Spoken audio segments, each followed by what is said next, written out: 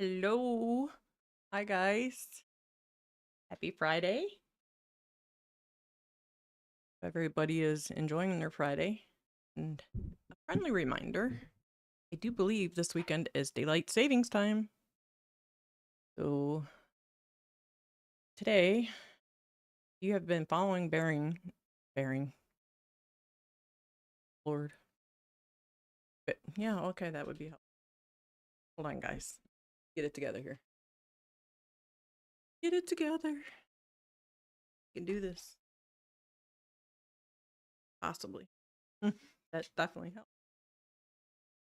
So if you've been following Baron and Sam Parker, then you know they are working a really good angle. Well, guys, I had been researching nonstop, and I believe, in my opinion, allegedly, and I am not suicidal, I have some interesting connections to go along with their angle. So, hi, guys. I'm Cindy. Let's dig in. Yeah, so I want to first start by saying that anytime Candace starts getting close to something, a whole ass campaign to attack, belittle, undermine her goes on. This time is no exception. With her return and her series on Erica, they're going crazy, and you know you're getting close when you start pissing people off and they start going crazy, which is what's happening. So, yeah, it pisses me off and blows my mind at the same time to see these people saying some of what they say to and about her.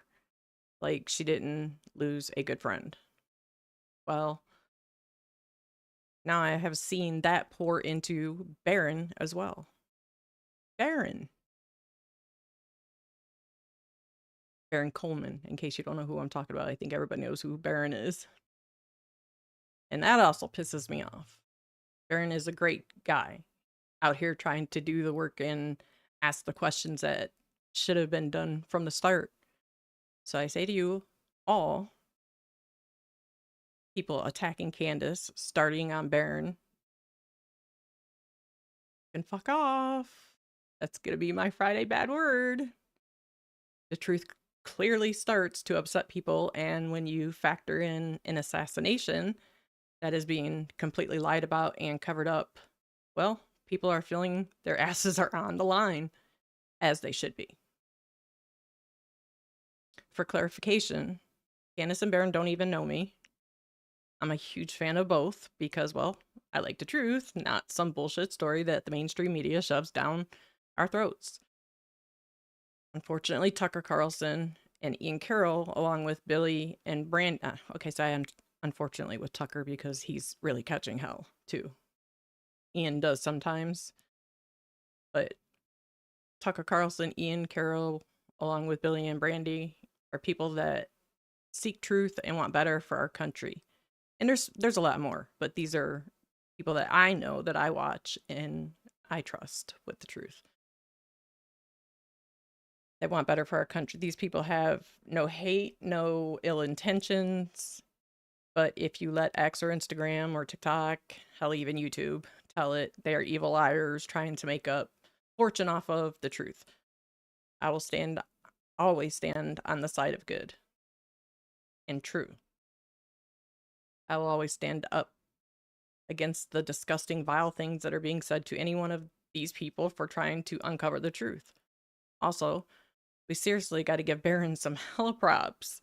He has such a keen eye to catch the slightest things in these videos or pictures. I don't know. I think about, I don't know. He definitely has a keen eye. So mad props to him. I am going to show one of his videos today. But I think about Gary from Paramount Tactical, and I think I actually used to watch him, and to see him saying and doing the things that he's doing, it's kind of mind-blowing. And in my opinion, he has put himself in a position it's going to be too hard to come back from.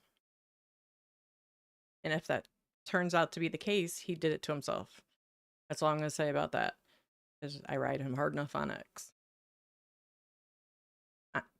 I'm not one to sit and watch people I know are wrong run their mouths and trash good people. So X is a battle zone for me. So first, today we're going to start with a video from Baron and his amazing freaking keen eye. We are going to X because I think it's important for understanding just how nasty people can be, and it's really how you know you are getting really close. Not to mention it also shows to people in power, top people in power, using people to run their mouths.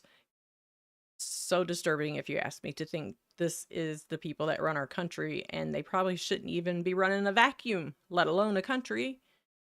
Then we are going to, in my opinion, allegedly show some interesting finds that would allow for all of this to nicely play out for the people that wanted Charlie gone. Sadly. All sadly. Don't take pleasure in none of it. Sometimes I take pleasure in being a bitch on X, but try not to. Sometimes you just can't help it. Sometimes people just make you gotta be that person. Has to be done. I didn't forget. Where are we starting? We're starting with Baron.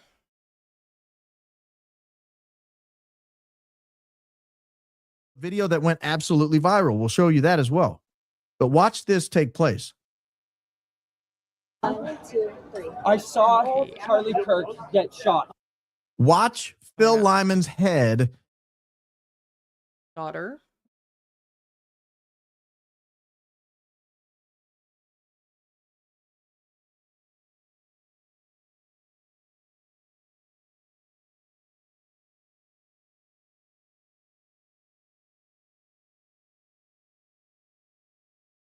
Video that went absolutely viral. We'll show you that as well. But watch this take place. 1, 2, 3. I saw Charlie Kirk get shot. Sorry, guys. Watch Phil Lyman's head as this guy emphasizes, I saw Charlie Kirk get shot. He has 3 emphatic syllables. Watch Phil Lyman's head as he says these 3 syllables and see if you can see what Phil Lyman's doing as he says, I saw Charlie Kirk get shot. 1, 2, 3. I saw Charlie Kirk get shot. I saw Charlie Kirk get shot. But we'll let it continue playing because you got to see the different angles of this. 2, 3. I saw Charlie Kirk get shot. He collapsed in his seat. He fell over to the side. He was carried off. What are they trying to establish by this? He got shot. I saw him get shot.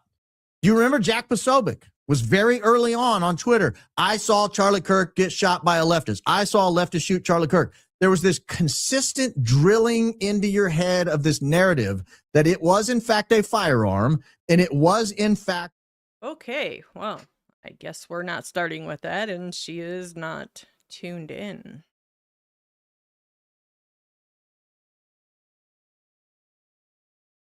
Go here and hope for the best.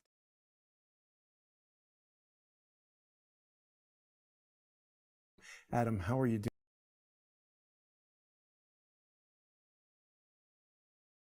doing?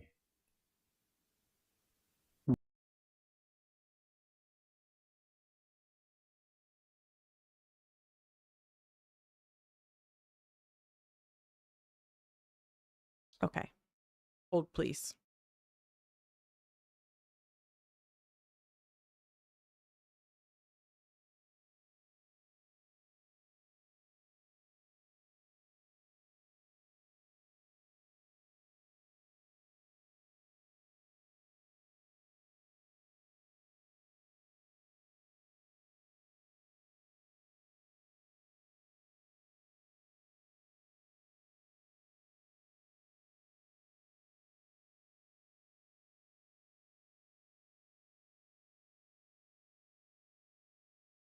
Sorry, guys. I am trying to figure it out.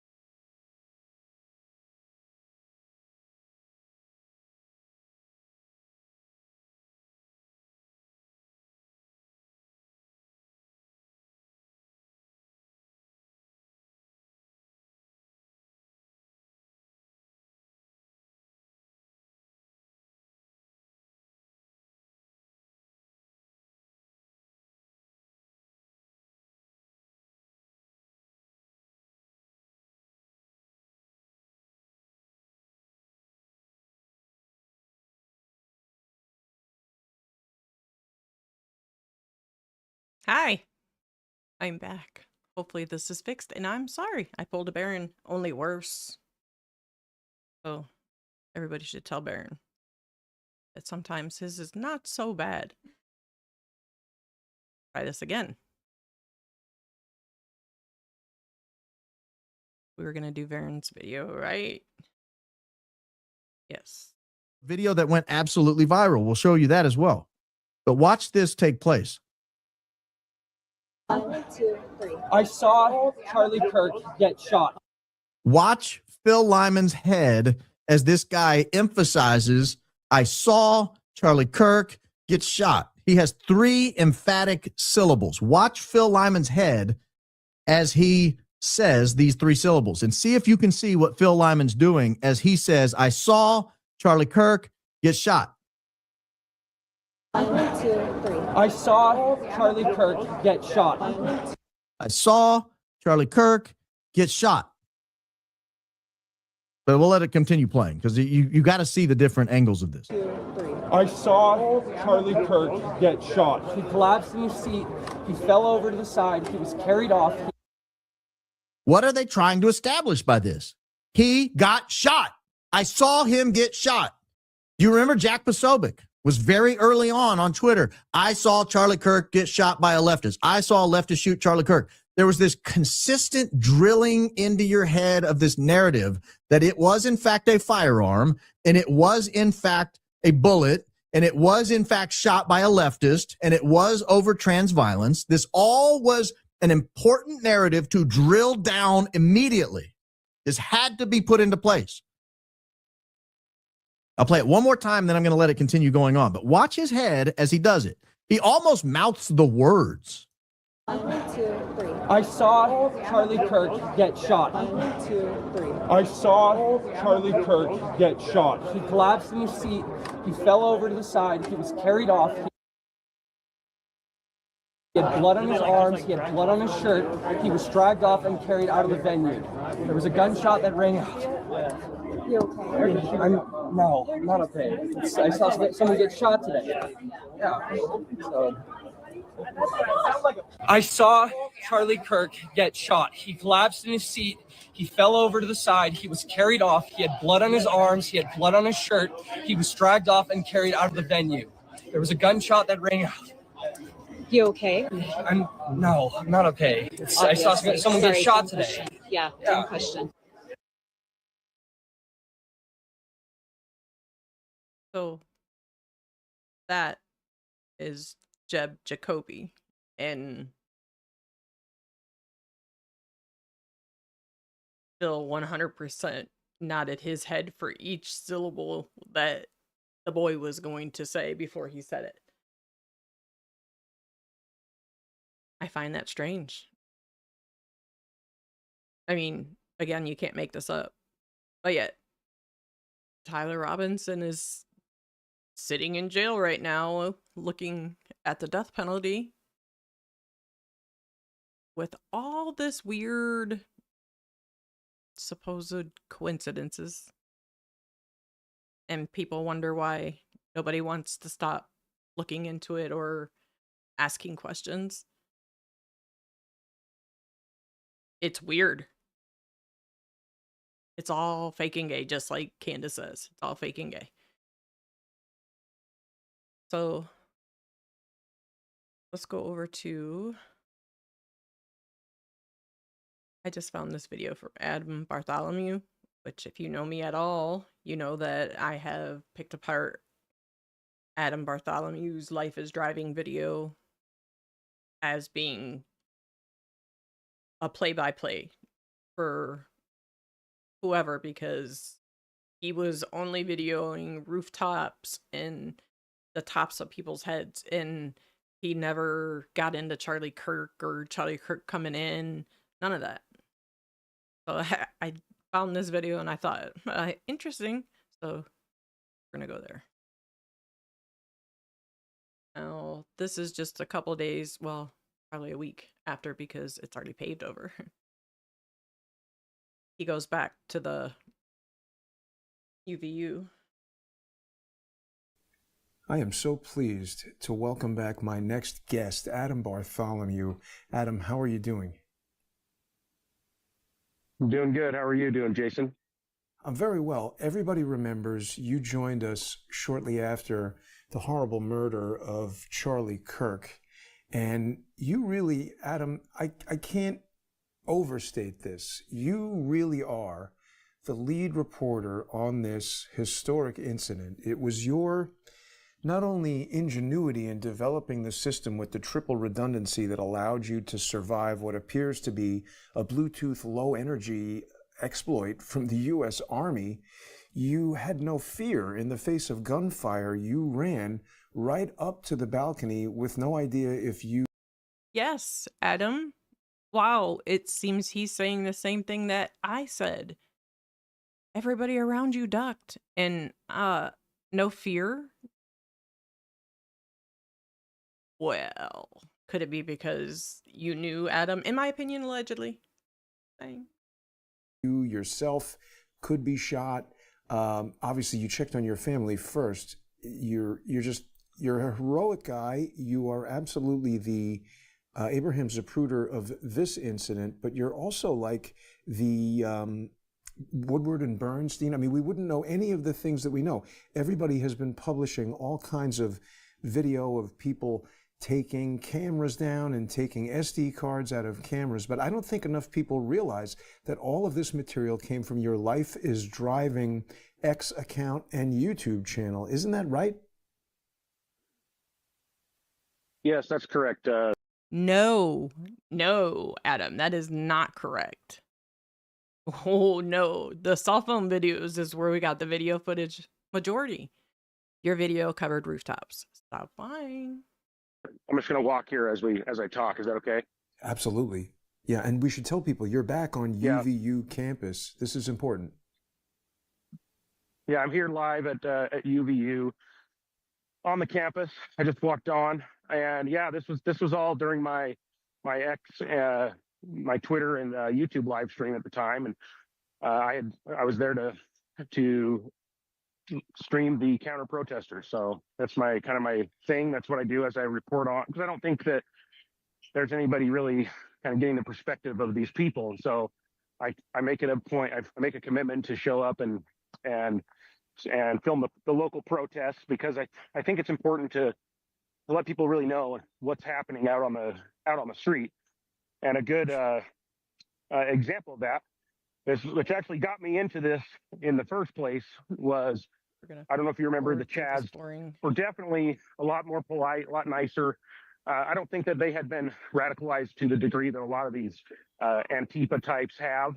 That previous events up in Seattle, they would show up to our events and knock over our cameras, tops of their heads, squirt bottles of pee on our bottles of urine on our equipment. Oh my God! They do. My profile picture on Twitter is from one such event, actually. And do you see up here a urine squirt? Oh my God! Look at that. A lot.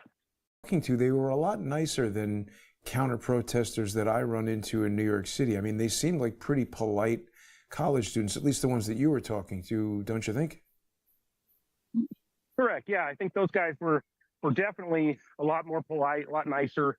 I don't think that they had been radicalized to the degree that a lot of these Antifa types have. That previous events up in Seattle, they would show up to our events and knock over our cameras and squirt bottles of pee on our Adam, are we acknowledging equipment? There was drones? Oh my God! They do. My profile picture on Twitter is from one such event, actually. So, a urine squirt. Yeah, oh my God! Look at that. A lot. These guys were definitely, more polite. If it'll let you, it looks like it's closed off. Huh. Let me ask this gentleman right here. Surprise, they let him. Hello, sir. Am I able to get up on this gravel?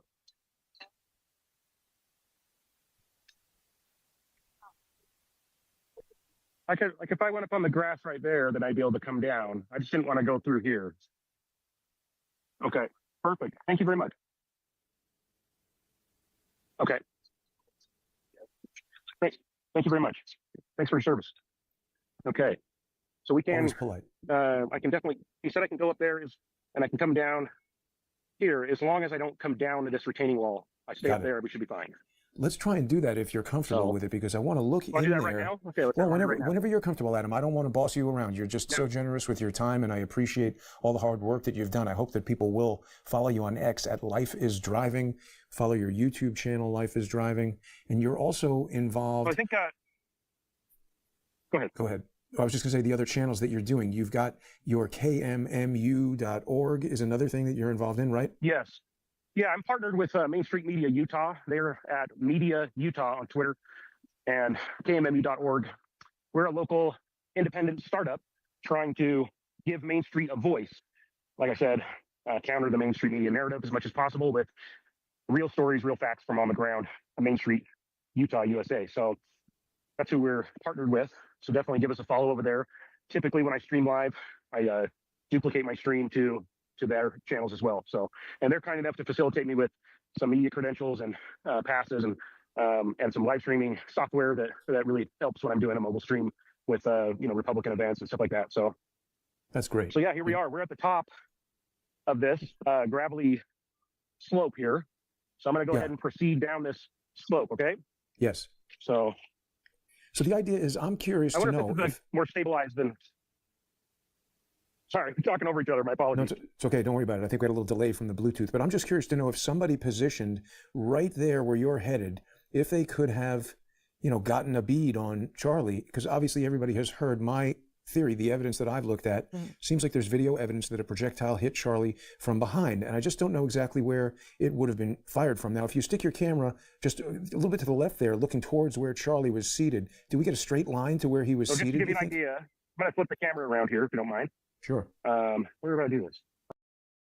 Mind you, this is Terrell Farnsworth, the amazing selfie video spot. Okay, here we go. So just to give you an idea of where I'm at, I'm going to flip this around.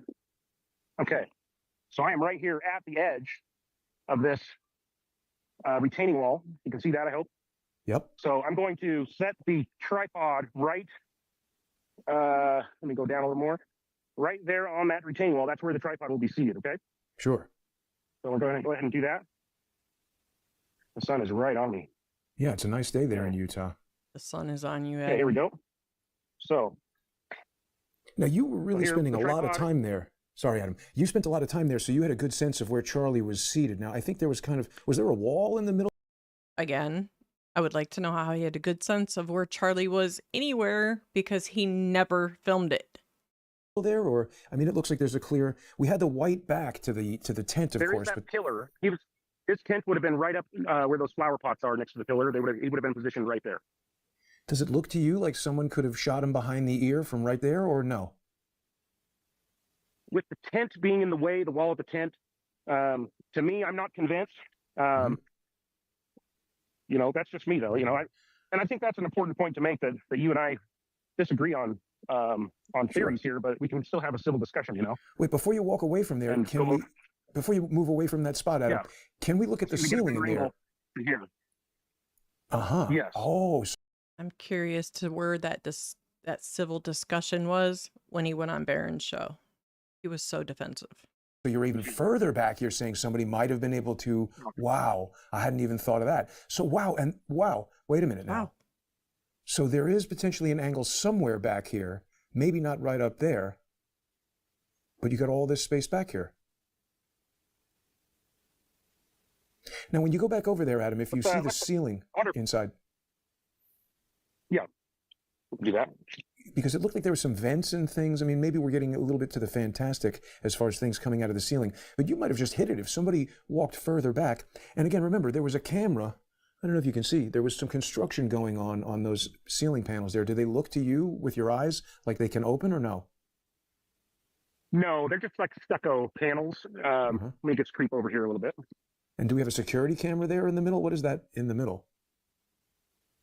So they look like stucco panels, and they're probably removable, I would imagine, to give access to the underside plumbing and hardware that goes across this sky bridge, would be my guess. So I would imagine they do come down, and that's why they need to be resurfaced from time to time. But I don't, I mean, you can see how much room you'd have in there, not very much compared to my hand. up Sure. here. So, Oh, you're saying, so that's the you know, building, right? It's pretty thin. yeah, Just the floor, So- basically, and some pipes, maybe. yeah, that's what I'm thinking. Hmm. But certainly someone could have been in that tunnel, standing inside the tunnel. There's some area in there that they might have been able to. And again, you're free to disagree. I'm just speculating. It's pretty interesting. What do you think about all the construction that's they've done on this that's the site beauty. since the event? My understanding is that the construction was underway. They paused until they were given permission. That's what I've been told. But I know that a lot of people are confused by that, and No, we're not confused by that. It was a crime scene. There's no confusion there. They paved over the crime scene. There's absolutely no confusion. I heard that the FBI cut out a square yard of grass, and so they just went with the pavers here.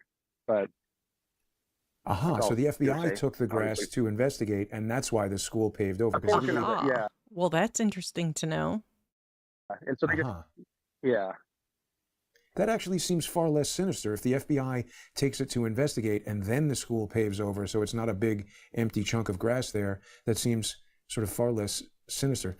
Now, the other thing I wanted to ask you about, Adam, I don't know if you've had a chance to see this morning, but Bubba's Lamb Chop Shop, who is a follower of I Am John Cullen and Crowdsource the Truth, Bubba's Lamb Chop Shop user on X found another video that actually has you in it and also seems to show another angle of what we believe to be a drone. And again, I'm not speaking for you. You're free to disagree, look at this evidence, and come to a different Did conclusion. that camera? I saw that, and that definitely is some interesting footage. Does that footage cut out like mine did?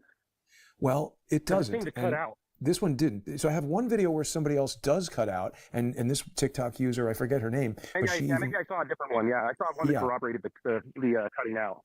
Yeah, we have that. And then this is a guy who did not cut out, but he's rolling when everybody's running out, and he captures this item that seems to be coincident with your capturing of a drone, I allege, doing a reconnaissance flight over the site after Charlie was killed. And the evidence that I use to make that statement is that, first of all, there's no visible wing flapping in your video or this video. We see you in your position. I guess you were on the sky bridge. Is that it? That's correct. Yeah. So we see you Now, there. the object that you found is the only one that, to me, I can't answer with my own brain, rationally. So, Mhm. that's where we're at. That's This is a just good position controlled here. Where are answer, you here now?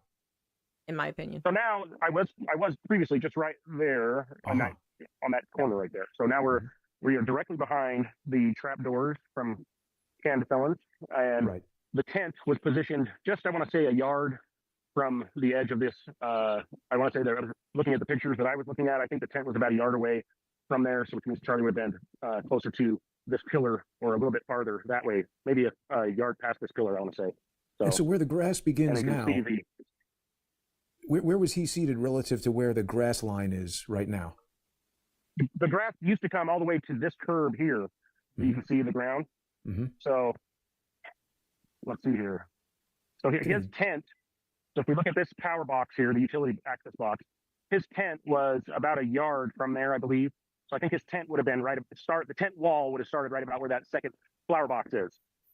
So his tent was kind of adjacent to this planter box, but over here. Excuse me, the utility box here, but it was over this way. So that's where he was positioned there. I think Charlie was probably positioned a couple of feet past this pillar and right in the middle of these paver stones.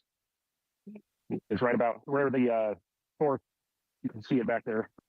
I think that fourth one would be just about a foot or two behind the position where Charlie Kirk would have been positioned. Mm-hmm.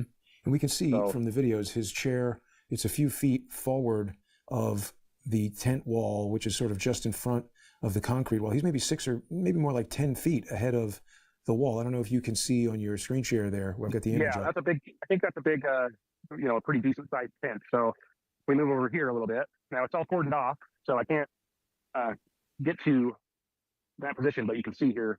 Yeah. Boy, it sure looks like you could have gotten Oh, a shot. Imagine they cordoned it off for the paving over. From somewhere on that gravel, doesn't it? Oh, without a doubt. I mean, the only problem would have been the tent wall. Obviously, that's not going to be but that would have obstructed any view from. Well, this is what I from that wanted to angle, because raise. the I don't know if I've, sorry to interrupt you again. I don't know if I've raised this with you, Adam, but of course, everybody has been talking about this camera that was behind Charlie. You've seen the camera, right? A lot of people were Yes. thinking this was a super secret Israeli murder camera. I don't think so. I think it was probably a regular camera. I don't know who was operating. I don't mean to implicate or absolve anyone. I'm just saying I think it was operating like a regular camera. Candace Owens told us she saw video from this camera.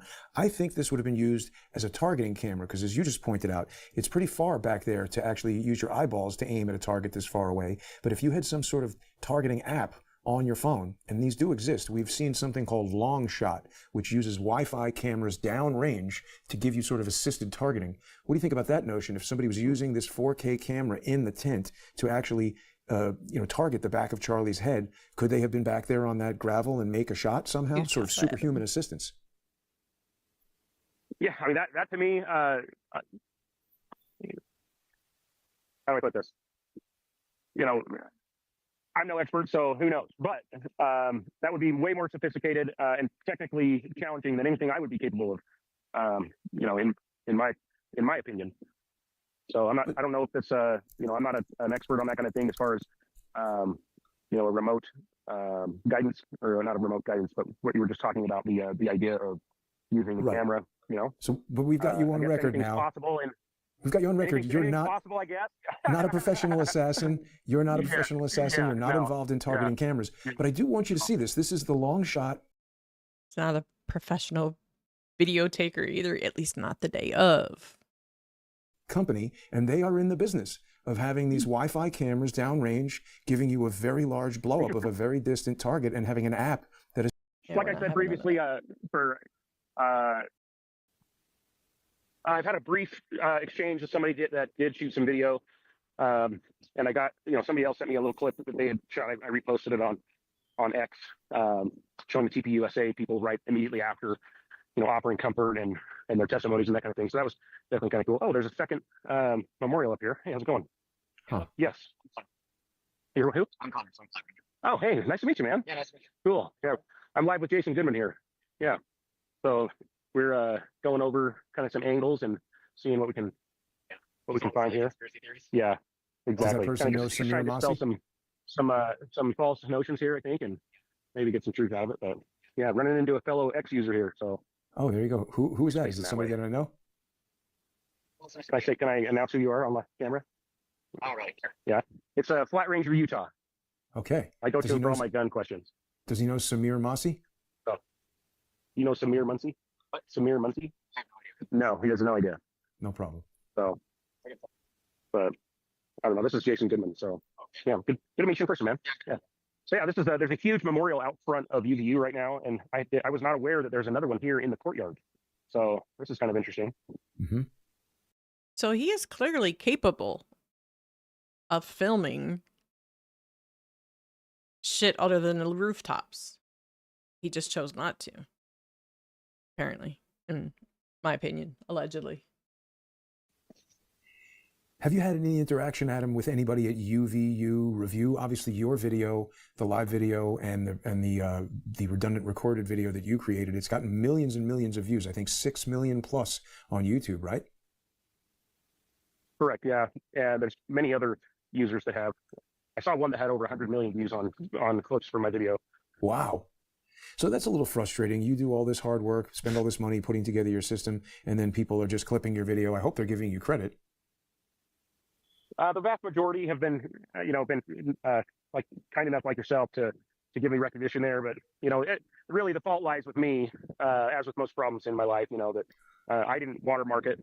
I started. I'm almost done with a synced up version, but I thought about doing that and watermarking it ahead of time and before I uploaded it. But I uploaded the raw footage. At the time, to me, it felt like the right thing to do. So I'm disappointed with some of the stuff that's been generated from it. And Candace Owens taking my footage and using it to gin up controversy with, like right now, she's doing one with one of the TPUSA guys that interrupted one of my interviews after the fact. And she's got his picture up there. As soon as the name goes out there, this has happened with the other people that she's named on her show. They get inundated with death threats and conspiracies. And wow.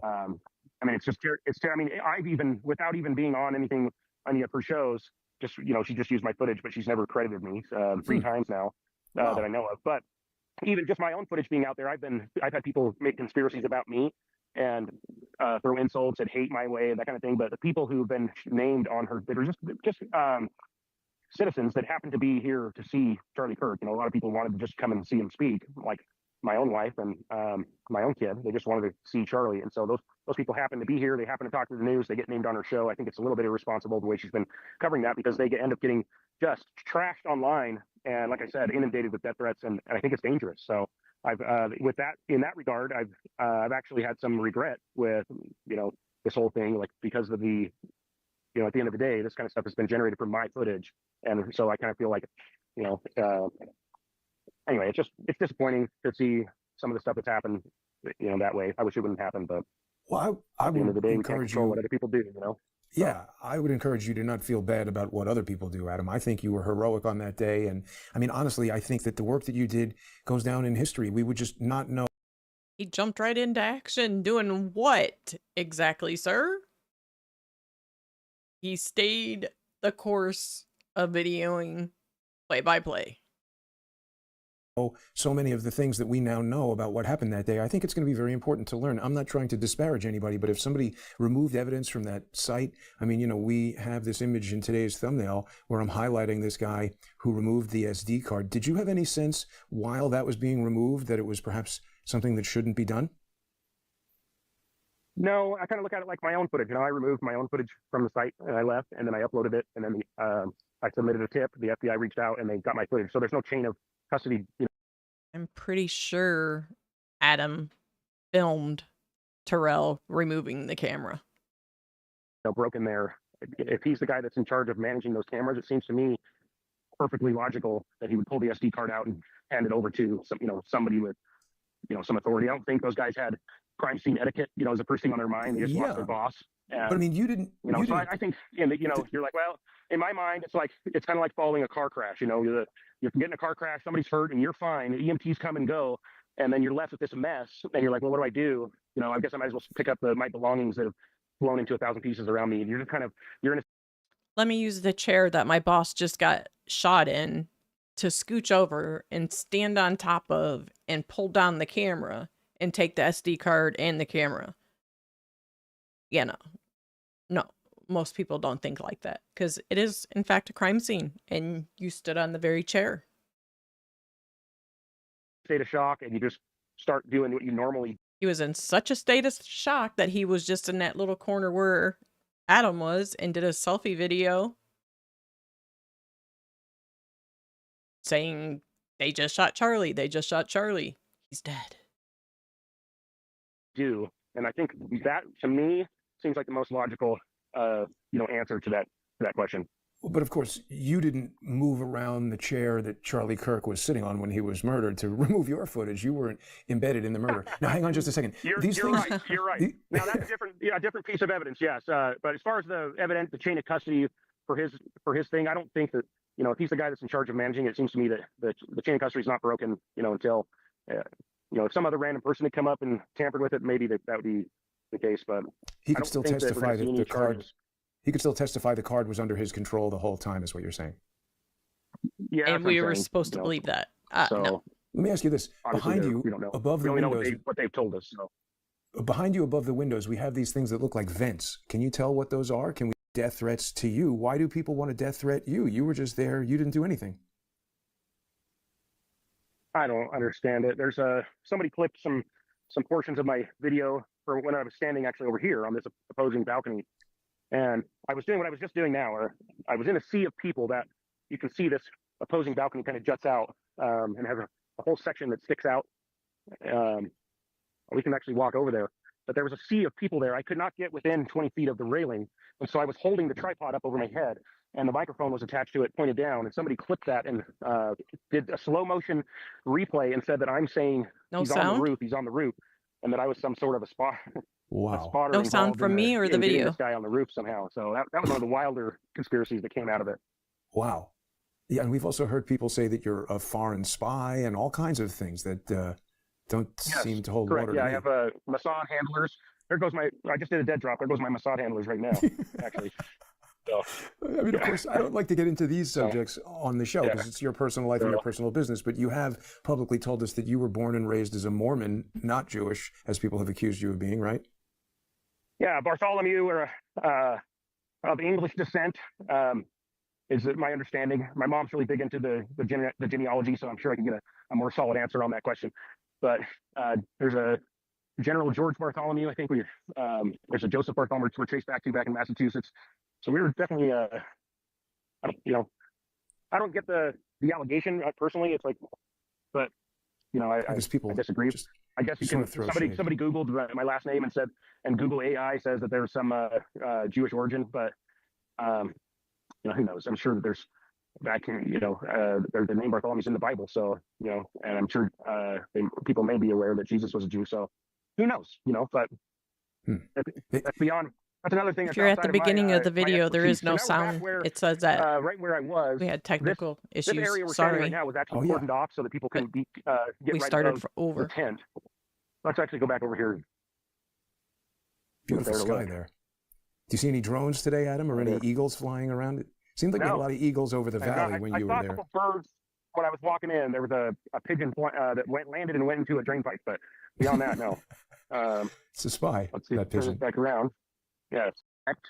You can see all the buildings here in the background. It did somewhat echo, especially where I was up here on the balcony. And if you watch my live footage, you'll see that I say, was that a firecracker? And I know my subconscious, I was actually hoping that was the case. But my general sense was, if I'm standing right about here, this puts me, I'm blocked. You can see the sniper's nest that the FBI has pointed out is blocked by this building here. So if we go back where we just were, it does open up. There's a peak of this building, like a big triangle that juts out and blocks so I wouldn't the audio or the sound from the shockwave from the shot would have been directly blocked by that roof as far as where my position was. And so I think that played a part in that kind of echo sound, but I definitely had a feeling that it could come from this area.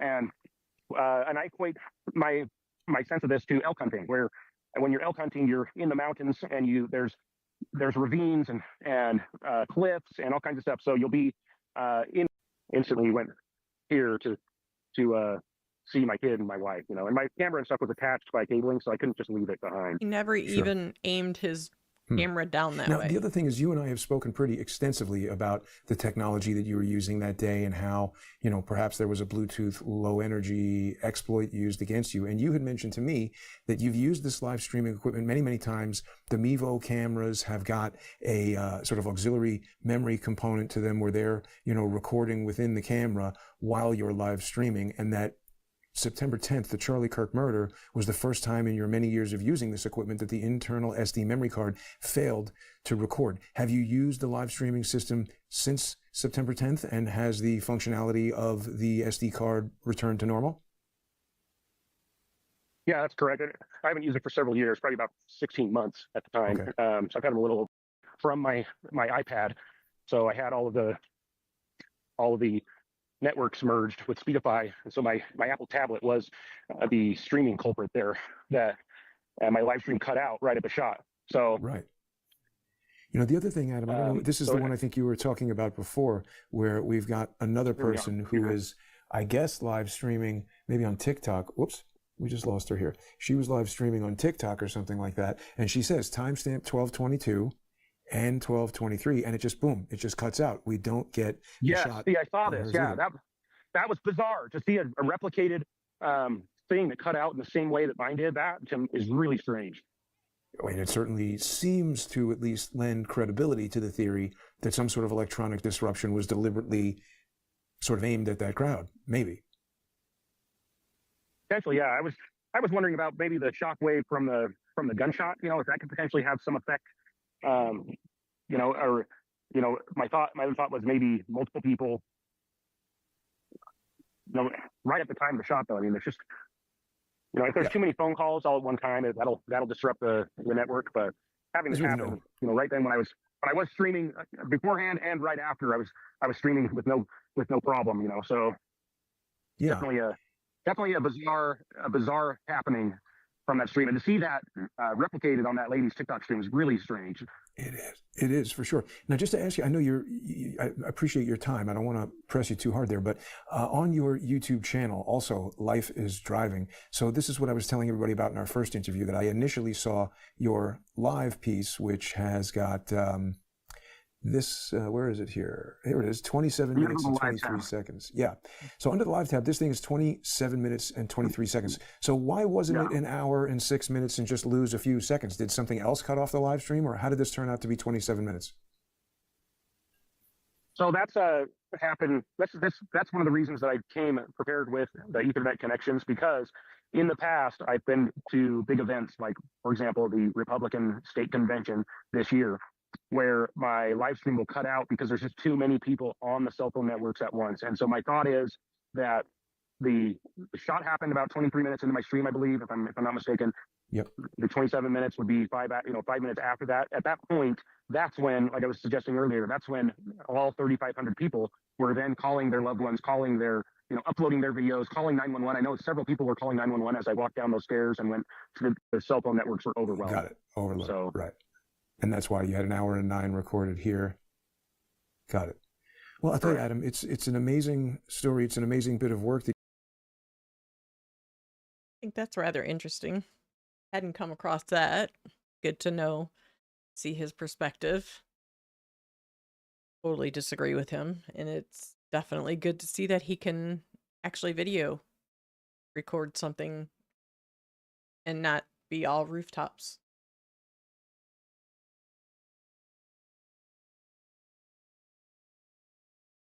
Oh, like to look.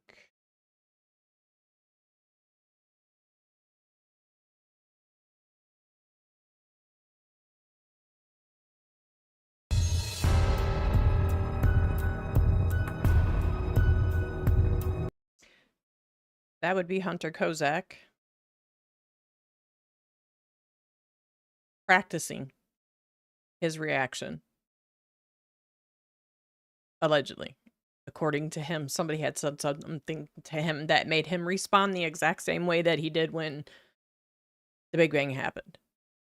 But this is him prior to doing.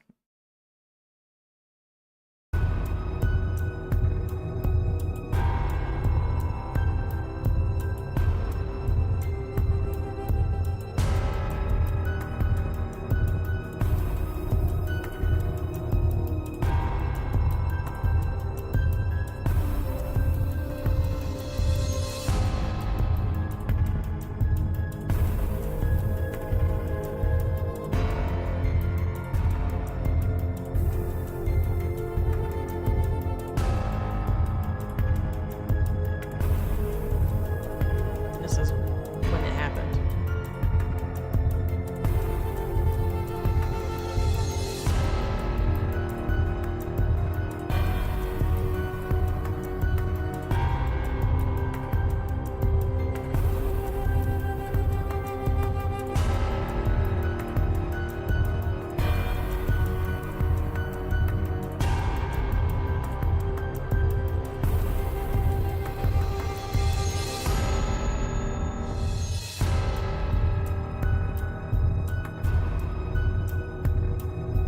I mean, how weird is that?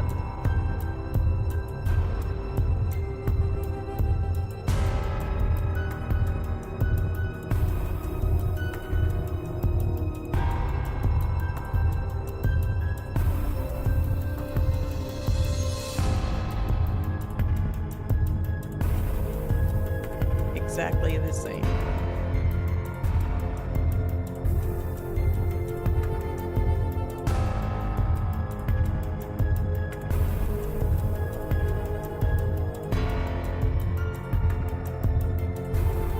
Not weird at all. According to them, we're all a bunch of effing retards.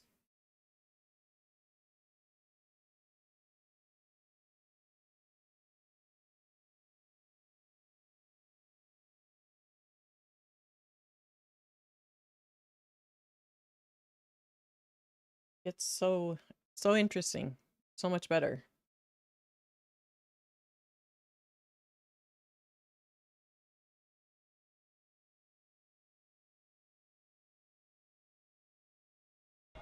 What's going on? Hey. How's it going? Do we want to? So yeah, it's about left-wing violence versus right-wing violence. Yes. I want to say, what an anti-Semitic debate that last one that was fun. So this is Hunter in good with debates now. He's in Arizona, as you can see, Phoenix, Arizona. There. This is after Charlie's death. That was crazy. If you start blaming the Jews, I'm leaving. By the way, like that's fucked. That was fucked. But yeah, I do want to start out the debate. I just want to throw out a number real quick. It was kind of crazy. I was doing a lot of prep for the debate, and one of the numbers that came up the most was, or that interested me the most, was that 4% of Americans are encourage violence or are okay with political violence. But if you ask Democrats, they think that 40% of Republicans think that, and if you ask Republicans, they think 40% of Democrats think that. So I do think it's notable that, like, honestly, in this crowd, we're all fucking cool with debate. We want to have conversations. We don't want to lead to any sort of violence or anything like that. And I think that that's a little bit bipartisan. So I just want to be like, I want to appreciate that most people don't. That's also fake and gay.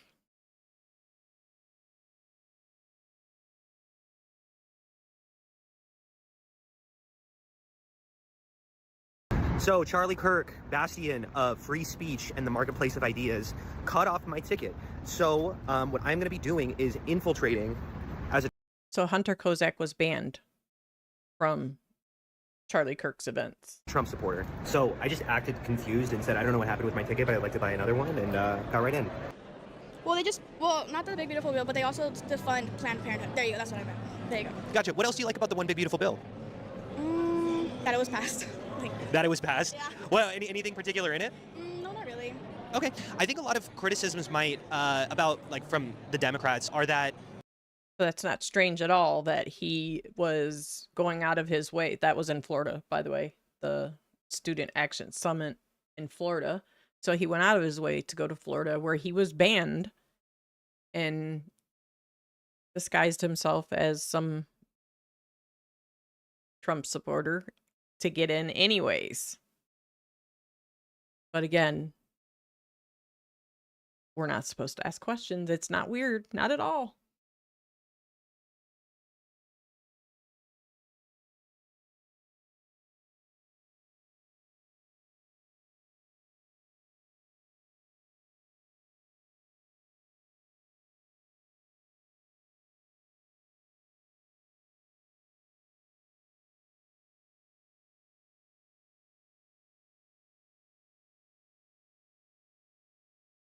Look at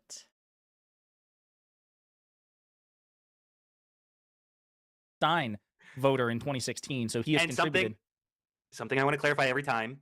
I regret that action, and also I was not in a swing state. I was in Utah. I voted in Utah. So, like, get over it a little bit. Like, not that it's the best. No, thing not ever, get over. like, What are you talking about? I mean, like, there's so many things to indict your character for, and that's like number 2 on the list.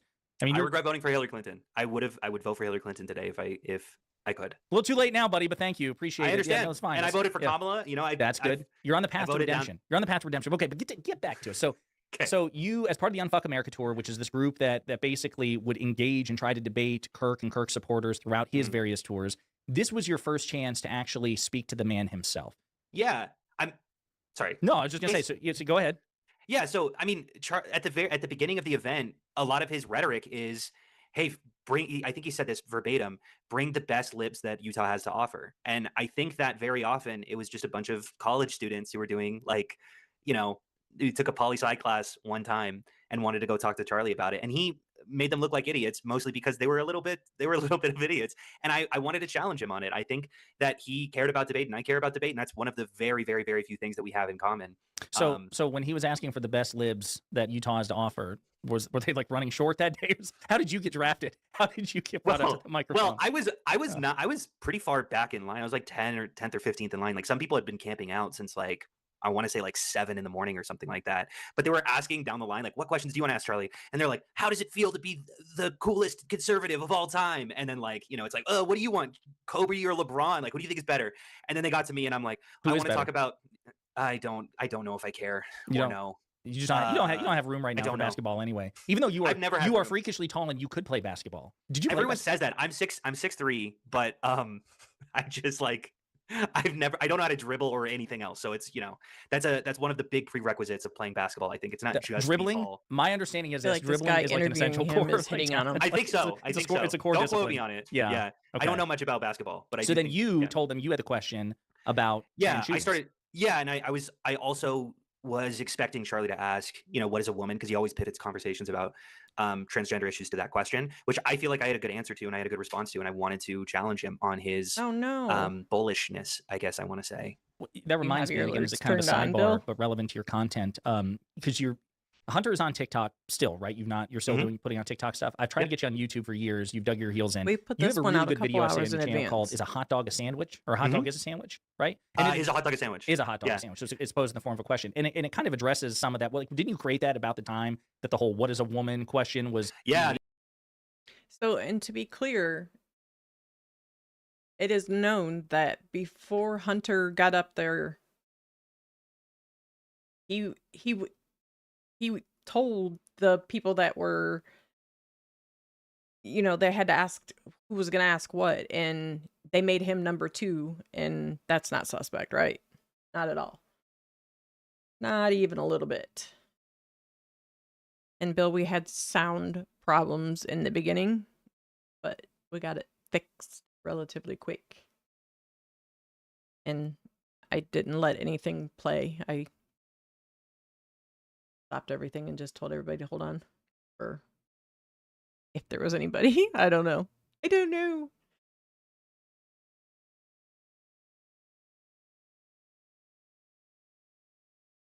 So then we have Barker and Taylor Beldine. I really appreciate you both these coming on tonight, and I'm so people, sorry for the violence that you and your family witnessed. which is Tiffany, why don't we start with you? I know that there were 15 members Tiffany of your family, Barker 11 of them children there and that day. Taylor Can you walk me through the Beldine. moment that single shot rang Well, the out? What interesting happened? What do thing you that remember? Baron pointed out is Taylor Beldine dated we were all spread out throughout the whole area. There were Hunter's thousands of people. brother. Everybody was just so excited and so happy to see Charlie Kirk. Glad All you're these kids here. just loved him and looked up to him.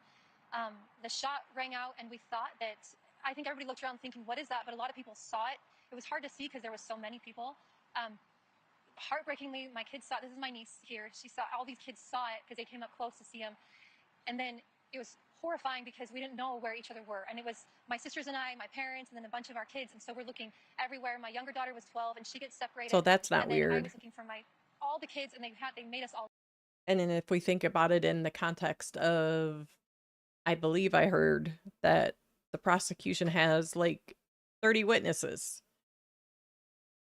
I'm thinking that the 30 witnesses are the majority of the people that, we see on interviews here that all seem to be connected. All. So Tiffany was or is the sister of Phil Lyman's running mate. Taylor dated Hunter Kozak's brother. Not strange. Not even a little.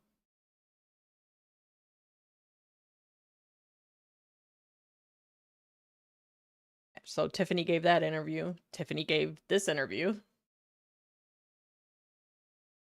We're joined now by Tiffany Barker and her nieces Elle Steele and Mia Grant, who were all in the audience yesterday afternoon. Thank you for joining us this morning. She just went on a whole interview for spree all of you right now. And Tiffany, let me begin with you. Just tell us what you remember about the scene yesterday.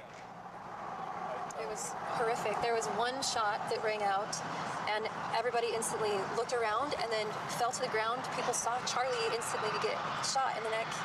And I think Baron has hit the nail right on the head. This is them immediately pushing the narrative out that needed to be pushed out.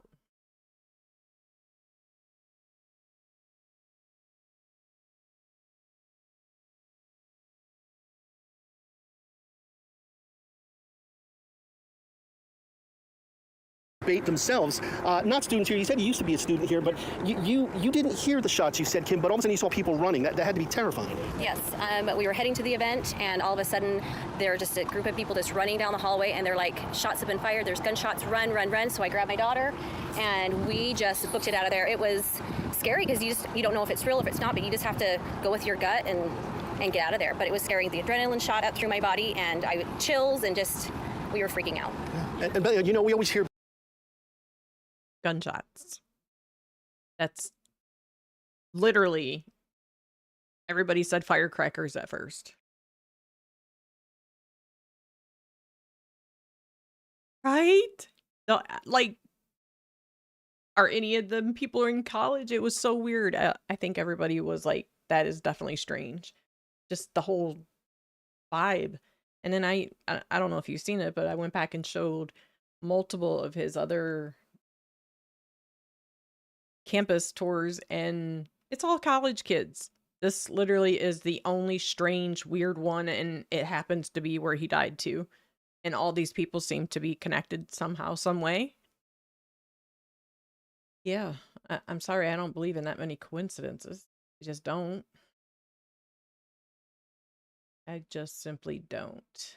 So we have these two that supposedly didn't know each other.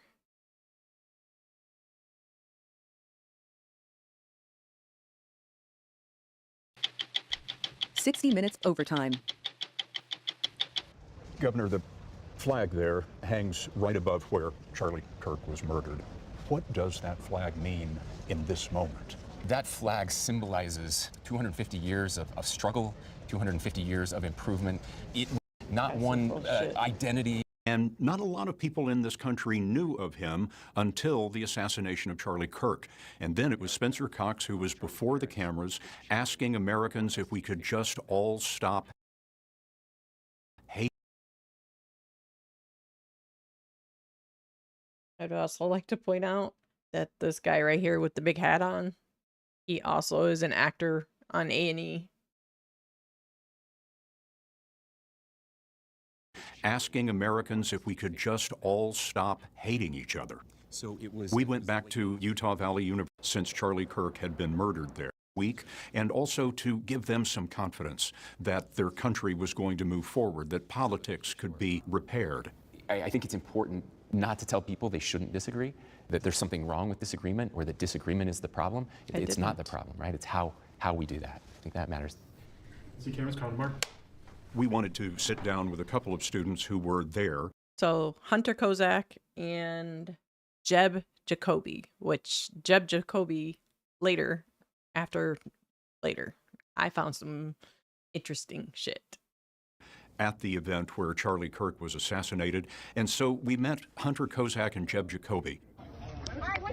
Jeb was a volunteer at the event. He was part of Turning Point USA. He meant an inspiration to me. I watched his campus debates where he was able to communicate with other individuals in a pretty professional way when it came to debates about pretty much anything, and I just found that admirable. Yeah, this is working. Hey, Charlie. Hunter Kozak, who would identify himself as a liberal, was there to debate Charlie Kirk, and tragically was the person who was speaking with Kirk at the very moment that the shot was fired. Hopefully we're going to have a little bit more disagreement. Yours was the last question that Charlie Kirk ever heard. Yeah, there's a strange amount of weight to that. I don't really know how to grapple with that. I mean, he's answered tens of thousands of questions, and that was the first question I've ever asked him. We've never talked before that. There's video of you in that moment. What was that moment like? I thought I heard a firecracker, and Do tell us, Hunter, what it was like, because you practiced it. Prior to getting in line, you practiced the exact move. Do tell. I see his I see the bullet hit his neck, and I fall to the ground. No, that's a damn lie. You see no such thing. I think I recognized immediately what this was. That this wasn't necessarily like a mass shooting. This was like an assassination. I just remember I got up and I ran and I called my mom and I said, "Mom, Charlie Kirk's been shot." And she goes, "What?" And I said, "He's been shot." I literally watched a bullet enter his neck and I watched him die in front of me. Jeb, this event pushes Democrats and Republicans farther apart or brings them closer together, in your view? I think the moderate Democrats and Republicans, I think it brings them together. I think there are individuals on both the left and the right, some of them more radical, that it pushes them apart. And I think it's communication that is the most important element that comes together, and I think that there needs to be effective communication between both parties in order to find solid ground on this issue. I think that that's one of the few things that we can agree on, is this necessity for a conversation. I think that we need to remember that we we still have to live with each other, that these are still our neighbors, that this is still my community. And when I walked to campus, sure, that event was 99% Republicans. Everyone in that crowd disagreed with everything that I had, but that was still my school. You both witnessed what happened. Your message to the country is what? I could run down the list of all the disagreements that I had with Charlie Kirk. I could say that his policy proposals brought harm to this country, but I think he would probably say the same thing to me. But I do think that part of living in a society is not resorting to violence. This shooter is 1 in 400 million Americans, and he doesn't speak for us. I think it's that we need to remember that we're still human, and it's genuinely like, if you get faced with a situation where you have a disagreement with someone, I think it's about taking into consideration how their day is going and saying, you know, I don't know necessarily what you're going through, but I'm here for you, and I understand, and I just want the best for you, regardless if we disagree. And your advice to our politicians, having seen what you've seen? My advice would be more towards the voters who vote for those politicians to look at what you are enabling with your vote and recognize that you have a lot more control over the situation together as a community than you might think. Now, in my opinion, we are seriously, this people in the vicinity, or, well, because he travels too, because God knows he went to Florida to confront Charlie Kirk too at the Student Action Summit meeting. He's dangerous, in my opinion. He should probably be in Tyler's place.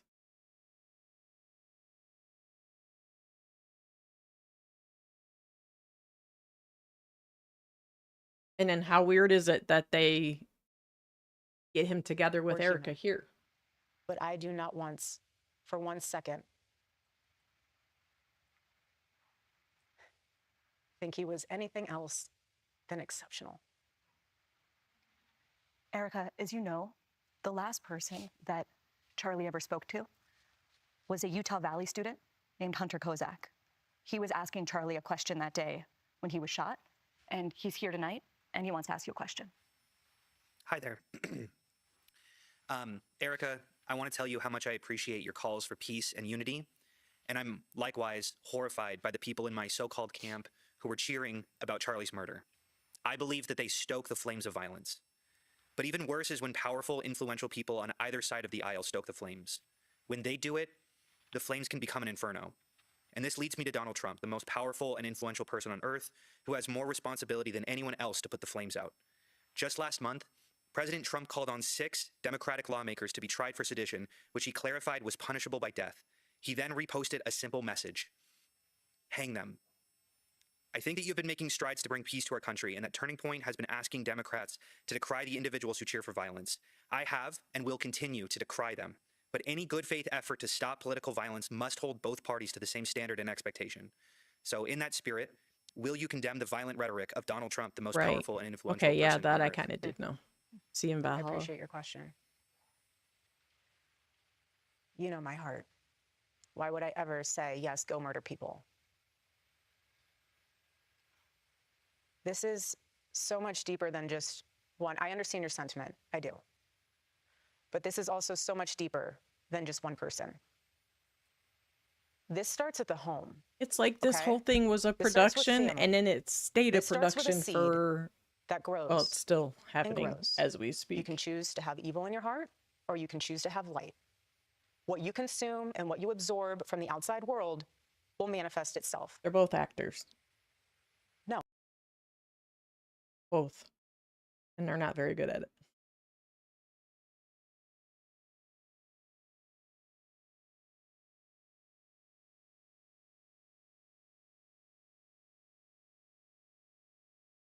This will be Tiffany again.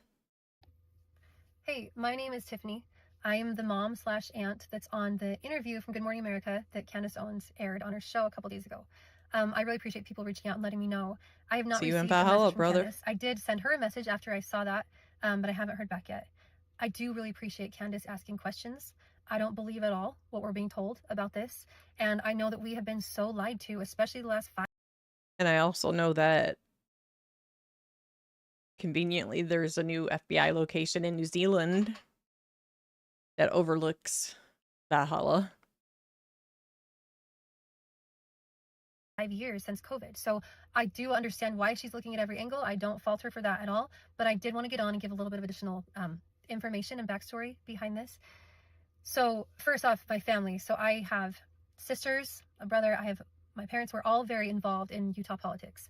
My dad was on city council in Orem, and that's my hometown. And he was very vocal trying to get the pornographic and sexual books out of the children's section displays in the library. And that really like activated the woke mob to come after my family hardcore.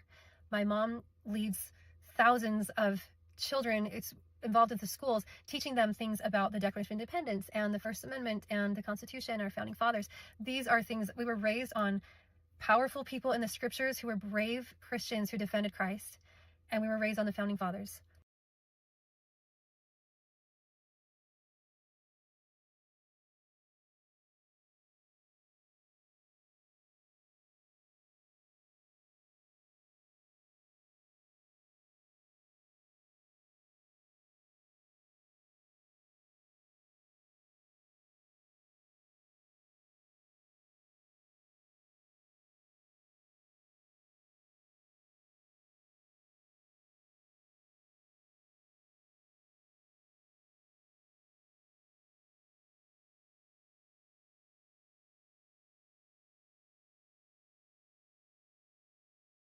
All of my family share the same ideals, and we are vocal and outspoken.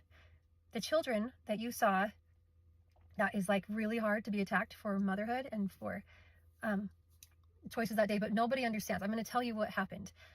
Right after this experience, Good Morning America reached out. Okay, there's so much here because there's the whole timeline. I'll tell you the timeline of what happened. So I was there with 3 sisters and with my parents, and 10 of our combined children. So 4 moms, my mom, dad, all of our children. And my daughter and 2 nieces had gone over by my sister, who's the mother of one of those girls, and they were closer down, so they were on the other side of this amphitheater. And I was next to my other daughter. And you know that she's the running mate she's the sister of the running mate that ran against Phil. All very convenient.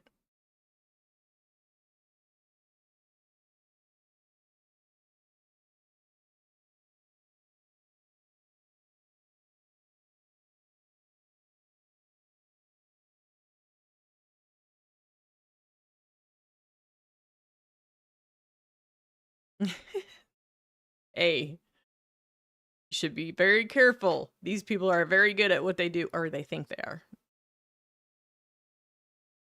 And they all seem to be connected. The strangest thing.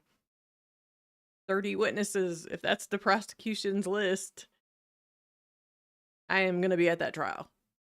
And I'm going to stomp my feet with hopefully Billy and Brandy.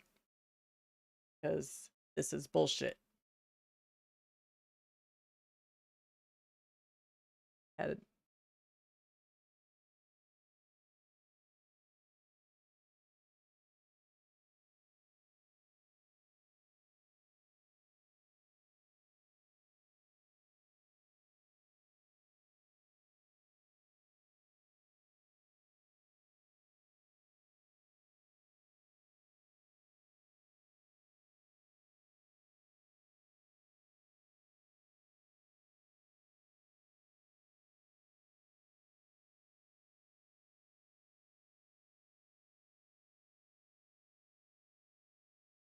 This is his quote. He said this about the death penalty. He wanted public executions, and I think it's very ironic that he got publicly executed. Too many people are feeling bad for him. I think we should respect his beliefs. He didn't believe in empathy, so I think we should respect his beliefs and not have any empathy for him. What was your emotional reaction like when you found out Charlie Kirk was assassinated? I broke down crying. I was at work, unfortunately. I went into a room and I cried. I called my parents. When they put his name he's had such an down impact at the bottom, on our they only lives. put Liam. I felt like from a religious They left out standpoint, he just Kozak. helped strengthen our faith. Why the and hell from a is he political at standpoint, I Charlie's felt like I memorial? should never back down from what I believe in. Why He had is such a heart, Hunter such a heart going for the and doing black community? interviews 25% of black youth with Erica? were raised by a single mom. I'm That's sorry, the number but if one issue my happening in the husband was country, and it's not assassinated, because I mean, Whether I thought he had something to do with it or not, I would not want to look at his face. Period. Would not want to look at his face.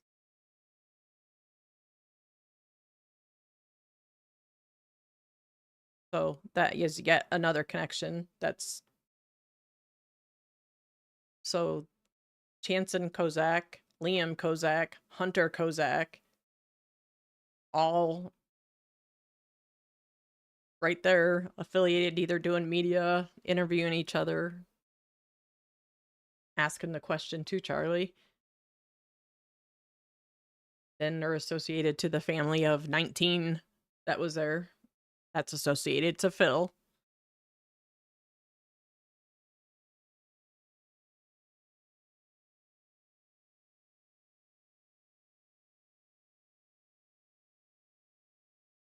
And I want to show you, I wanted to get on X and show you this madness. Disturbing. It pisses me off. So Candace typically always gets attacked on X, but now they're starting to go after Barron too. And I find this odd. So this came to Barron, and I don't know, to me, it kind of feels like it's like a low-key message, like, hey, we know who you live. We have your address. It was like a fundraising thing. How freaking weird is that? Sorry. No. I'm taking that as a threat. In my opinion.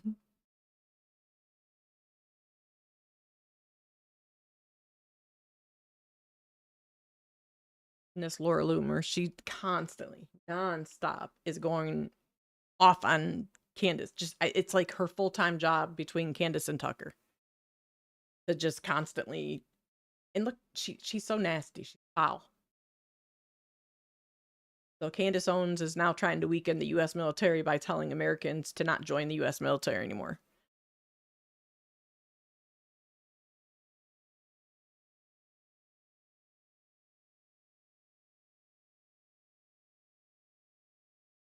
Somebody said, can we send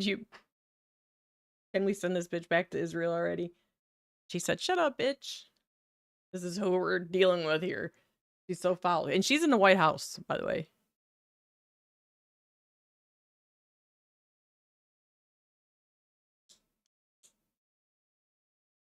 Standing up against censors who don't exist.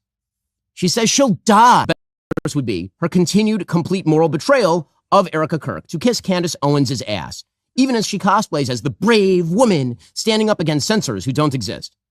She says she'll die before she bends the knee to those who criticize Candace Owens. Which is why, for example, sadly, Megyn Kelly continues to pretend she's the vanguard of the conservative movement, citing, wait for it, her YouTube numbers.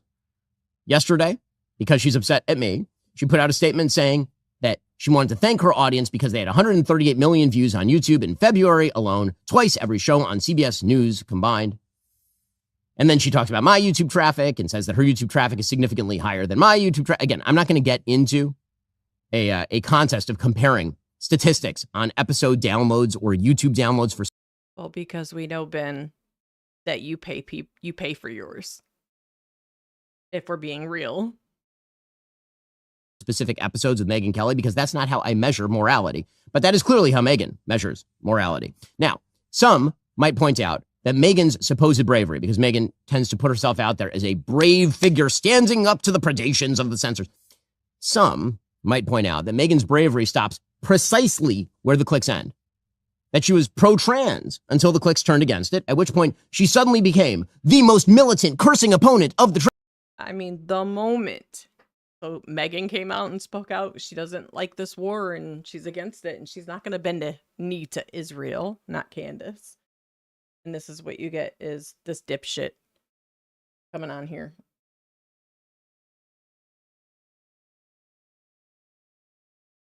Laura Loomer, if Tucker doesn't stop, I'm going to tell the president what you said. 25 posts later. I told the president what you said. You're going to be in big trouble. And he's simply just asking questions about what's going on with our country. someone in the White House needs to step in and tell Tucker Carlson to stop. He needs to be banned from the White House. He is spreading lies. Really? Really, Laura Loomer?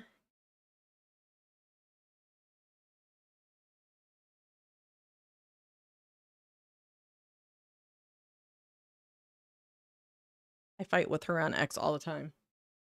X, to me, X is a battlefield. I can't go on there without getting pissed off at these people.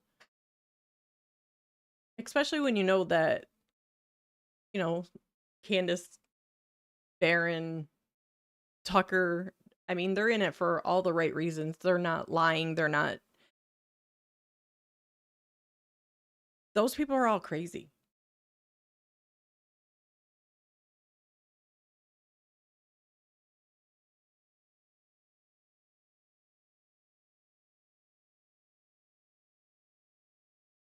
And we're only at March 5th. I mean, she spends all day, every day, like, just going ham on Tucker or Candace.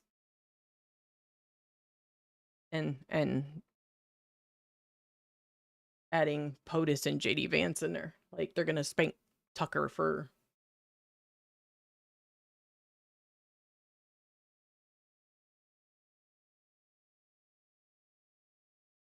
Long past time for Vice President of the United States to condemn Tucker Carlson. Is Tucker really someone you want to keep referring to you as a friend? Hey, what is she, 12? And then here, what you have to understand is Candace Owens is trying to incite people to murder Jews in America. Don't know about y'all, but I've never felt like I needed to go murder Jews in America because of what Candace says.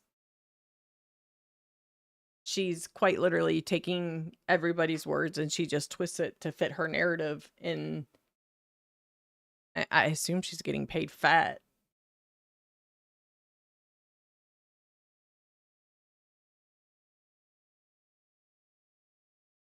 Spreading that misinformation.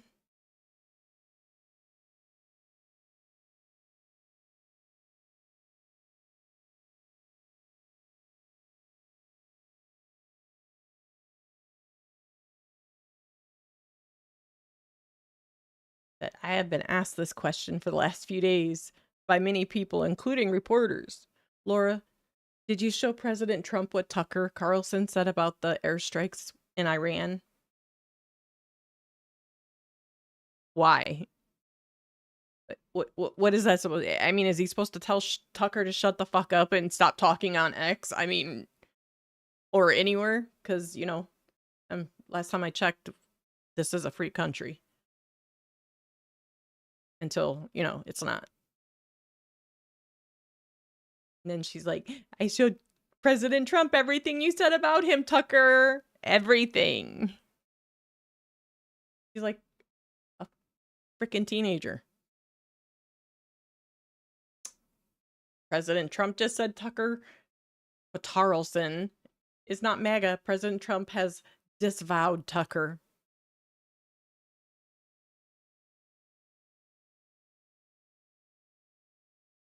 And we're still on the 5th. Like, she's just nonstop, constantly. One thing right after another. If I had to guess, Trump's probably in office saying, God, would somebody stop putting her through on the phone? Stop putting her calls through. Because she's so annoying. And then here she is, not only being nasty about Tucker, but Tucker's brother, too.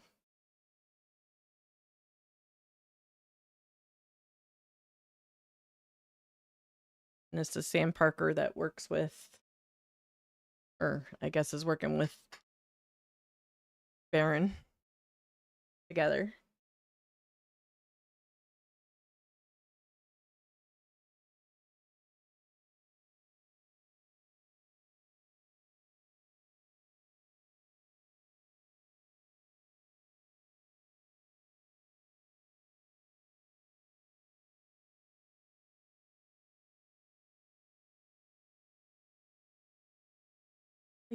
She just talks to hear herself talk. I spoke on the phone with President at real Donald Trump for 20 minutes after his highly successful strikes on Iran.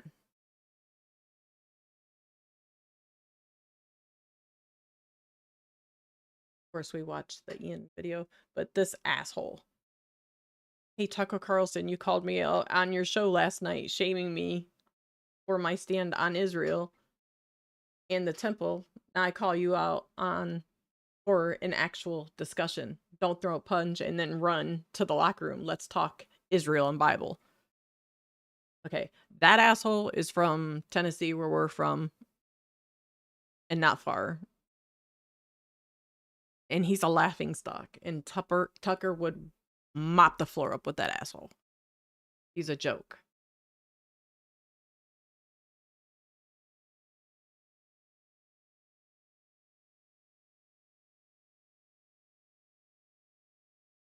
He's quite literally a joke. Right? Hi, Nana. Good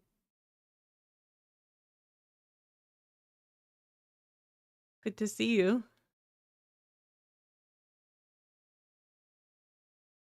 Tulsi.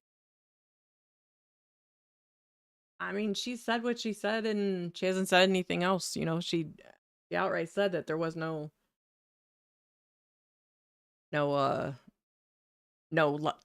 credible nuclear threat over there. It's all made up. And this video, everybody needs to share this video with everybody, because this is exactly what they're doing. They're infiltrating us. Right? If only. If only. Offline. This is the element of a broader piece. When history is within reach. So what Israel is fighting here is not merely a seven-front war, but an eight-front war. For the Jews against Rome. Rome and Jerusalem clashed over values, with a great tragedy for the Jewish people. Well, we lost that one. We have to win the next one. But the new Rome, the United States, the Jews against Rome. We stopped playing defense and have moved to offense. The weapons change over time.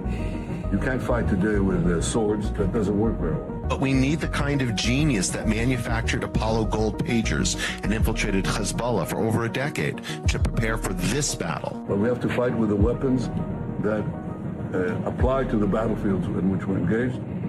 And the most important ones are the social media. Because the next war will be decided based on how Israel and its allies perform online as much as offline. This is the eighth front, the disinformation campaign. It is actually this eighth front where our enemies believe they can actually defeat the Jewish state. This is the kind of ingenuity and inventiveness that have always been a hallmark of the state of Israel, that have always been a characteristic of the Jewish people. I know we can do it. A lot of this is done with money. Invested billions and billions of dollars in the information battlefield. Money of NGOs, vast. Money of governments, vaster. We prohibit harmful stereotypes about Jewish people, such as claims that Jews control financial, political, or media institutions. You're damn right we're going to cancel them and deplatform them. We monitor them online, social media, messaging apps, video games, cryptocurrency. Hitler admirers, Stalin admirers, Jew haters. Podcasts, short form video, Wikipedia, LLM. American haters, Churchill haters. We monitor these people and we share the intelligence with the FBI. You think your stupid little podcast is going to change the world like hell it is? Social media, this is the new battlefield. You don't get to wrap your psychotic, mental, unhinged Nazi. We do not allow Holocaust denial and distortion. And the most important purchase that is going on right now is TikTok. TikTok. TikTok, number one. For every 30 minutes that someone watches TikTok, they become 17% more anti-Semitic. So you have TikTok just smashing our young people's brains all day long with video of carnage in Gaza. We really have a TikTok problem. Because anything that we try to say to them, they are hearing it through this wall of carnage, and I sound obscene. Anti-Zionism is just Jew hatred. We made a change. We updated our policies to designate the use of the term Zionist to recognize that the term Zionist as a proxy for a protected attribute can be used as a proxy for Jews and Israelis as hate speech. Why can't Israel be doing some sort of, counterintelligence? Right now, the ADL is co-writing Sunday school curriculum. Information warfare like this. It's building the technology to train the LLMs more effectively. Like psychological operations in America. As part of a robust framework to combat anti-Semitism, we have industry-leading policies designed with the safety of the Jewish community in mind. You're right, we control the media. So what are you gonna do about it? You're gonna bitch on Twitter, like, okay. Meanwhile, we're gonna control more of the media. And working with OpenAI, with Alphabet, with Anthropic, with Meta, with Microsoft, we are working with them now to train the LLMs. We also have, I think, over 24 Jewish organizations that are constantly feeding us intelligence and information. So number one, we measure and track. Number two, we monitor and disrupt. We have a whole apparatus. I have 40 analysts working full-time, 7 days a week, 24 hours a day, monitoring extremists. Monitoring campuses, digital networks, activist groups, and public officials. We have several PhDs on staff. We have a network of academics and scholars we work with around the country. I've talked to the leaders of AI in the world, and you ask yourself, there's so many blessings in this, but there could be a curse. First thing a country needs to do is to unify all of their data so it can be consumed and used by the AI model.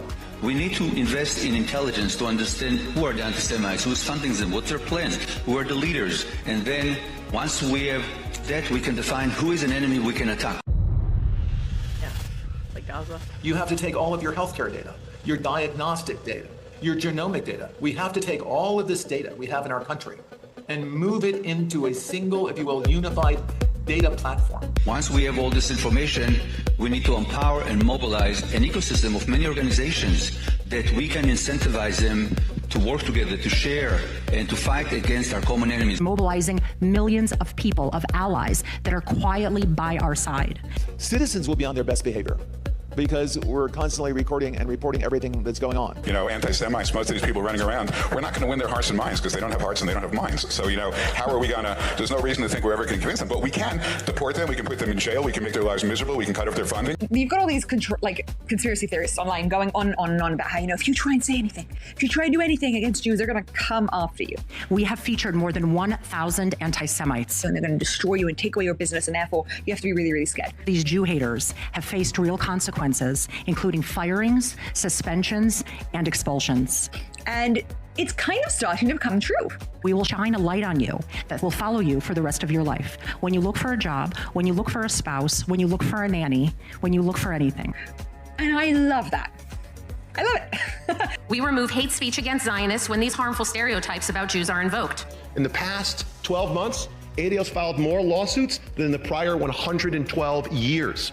Over the weekend, I received concerning news that I was being sued for $5 million. Vicious, communist, racist, Jew-hating, Israel-bashing monster. Defendant frequently posts anti-Israel rhetoric accusing Israel of controlling the United States and its politicians. We at the ZOA will fight these dangerous and monstrous lies with all of our hearts and souls. No appeasement, no conciliation, only a war against this racist hatred of the Jewish people. When there is a war, it doesn't matter who your enemy is. You need to destroy their offspring to prevent them from creating more offspring. What you try to do is you want to corral your victim, but in fact, your countries are the victim. So you dehumanize a group of people in human society, and you prepare them for the kill, for the butchery. Which, am I wrong when I say this is exactly what he did with Iran? Am I wrong? He came and said a bunch of bullshit that was not really happening. And here we are killing more innocent people. And I am not suicidal. A government can do in 2 months more than any organization can do in its lifetime. The J7 is comprised of the 7 largest diaspora communities. We meet every other week via Zoom to share information, to share best practices. And we're running everything all the time, from focus groups to attitudinal surveys to randomized controlled trials to identify what interventions work most effectively. Finally, we have meetings that are some off the record, some on the record with world leaders, in which we share our community's concerns and call for action. The entire education system in this country country, from K through 12 in colleges, must be reformed. But it's time to limit the First Amendment in order to protect it. The way we solve anti-Semitism is pretty goddamn simple. Take control over what they are saying. Send their ass to jail. It's not complicated. And quickly before it's too late. We're monitoring political Islamists and Christian nationalists, all of them. And then we train. We're the largest trainer of law enforcement in America, extremism hate. We train 20,000 officers every year. Try that again. We deeply value our partnership with law enforcement. We've been working with them literally since the FBI was founded in the 1930s. Is that your account? That guy who consistently calls for the death of all Palestinians, that can probably incite somebody to do something radical. That's all we're here to talk about, I would think, to refrain from posting things like that. We are going to have a whole division within the office of the Special Envoy to combat anti-Semitism that is going to work on technology. We must take all of our technological expertise and all of our available resources to develop methods to launch and win a significant counter-information campaign. The product of our technical capacities and sometimes technical and intelligence genius, and we're happy to do it. The office is going to be revamped entirely to be one of the highest profile offices in the State Department. Because it's not working. Too many young people have never heard of the Holocaust. Only solution right now is for the governments to decide that all the Jews are a protected minority. That means that the governments will be obliged to provide the security. Upgrades to security. Jewish community shouldn't have to be paying for it. We have to pay for our own armed guards? Are you serious? To fund the institutions, culture, and that everybody in Europe will learn about the Jewish contribution and why they should cherish Jewish presence. All your synagogues, all your shul, all paid for. Everything. Everything that you need is paid for. I, for one, as a Jewish leader, will no longer talk about anti-Semitism in isolation from Israel. It's what we want immediately. If you ask any Jew, what do you want? What do you want? No more protests. No more protests. I'm not an anti-Semite. I just don't like the government of Bibi Netanyahu. No, you're a Jew hater. Would a group be banned if it accuses Israel of genocide or apartheid? If those criteria are satisfied, then that is the case. Any candidate running for a seat in this building, whether for Congress or Senate, we will target them as they target us. Accordingly, we will start a fund to help their opponents. Beginning already in Q1, hedge funds get set up in Israel so we can become another capital of finance. I'll argue we will beat London within a short decade as a second capital of finance. It's going to be New York as a gateway to America, Hong Kong a gateway to China, Dubai a gateway to Southeast Asia, and Israel as a gateway to other parts of the world. So we heard earlier about a mission, a goal to bring 1 million immigrants to Israel. History has proven that when a country starts with allowing anti-Semitism, the results are not kind to that country. I want to make a warning to somebody else, and that's American Gentiles. The minute your country is taken over by anti-Semitism, the minute you start to be a country that's not blessing Israel but cursing Israel, you have begun the process of shrinking away from your empire. And you can decide, you can stay here in New York in a declining empire, or you can come to Israel, which is part of the rising middle of the world, which is moving south and east. That's what I encourage you to do. Our faith in the American project itself has been shaken. The only serious answer to this challenge is to believe again that being Jewish is the most important thing in the world. When we're kicked out of America and America, the whole thing is done, the whole American Jewish project is done, we're gonna be fine. For decades, American society allowed Jews to live normal lives. This was a pleasant holiday from our destiny. The holiday is over. The Western culture that stands against the Jews is going down. The West will survive only if it decides to love itself and if it decides to love us, the Jewish people. The Jewish people are not normal. We never really were. And now that Israel has turned the entire geopolitical situation on its head, our job in the diaspora is to leverage those wins and win here. Do to our enemies here what Israel did to its enemies there. And to the world, I say this: history will not remember those who merely denounced hatred in polite language. History will remember those who acted. This is a small bunch of wannabe Nazis. That's what they are. Anti-Semitism is pure evil. If we have to hunt you down the way they hunted down Nazis for decades, we will find your identities, we will find you, we will achieve justice. I think we're at the cusp of a new age, because I think that we will achieve the expansion of peace. I think that we are in a new age because I think that the possibilities of technology, with their risks, especially in AI, but with their positive benefits, are enormous in every field. I mean, from agriculture to health to transportation and I think that we are together. We can lead this and become not a secondary power, but a primary power. Is that not crazy? That is insane. And I say to you that they are 100% doing exactly what they said they are doing. They make out their FARA requests. They're always approved. And they have a whole ass campaign to infiltrate us. I don't understand it. I personally don't hate Jews. I don't hate anybody unless somebody gives me a reason to not like them. But I'm not okay with you coming over here thinking that you're better than anybody here and running our country. That's not okay. And why are you infiltrating our country? Why do you want to control us so bad? It seems unreal, truly. And then, do we really have to question who's responsible for Charlie Kirk, his demise? I mean, they might as well just say it. In my opinion, allegedly. And again, I am not suicidal, guys. But the last person that told Israel no was JFK. See what happened to him. Charlie Kirk told him no and was standing up for himself. Didn't like being bullied. And see where he is. I don't believe for 1 second that this was Tyler Robinson. No one will convince me unless you show me video of something other than what I've seen with my own eyes. But on that note, I would like to get into this, actually. So Barron brought out Jeb Jacobi, which was the guy that was doing the countdown with the lady in the camera.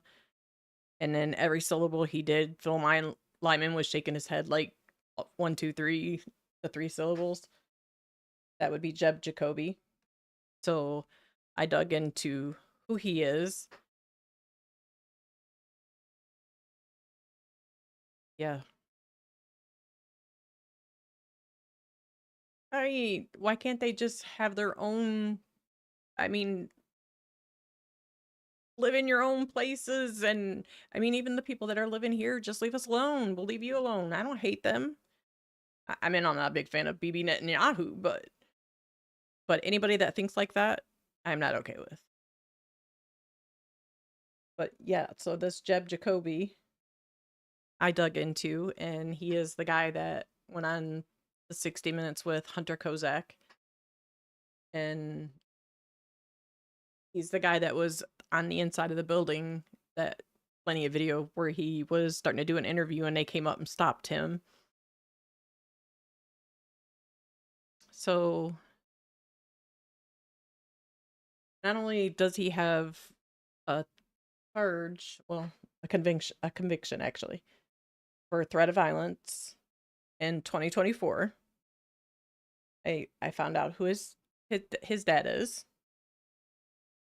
And yes, they have different last names, but it is because Jeb Jacobi is his mom's maiden name.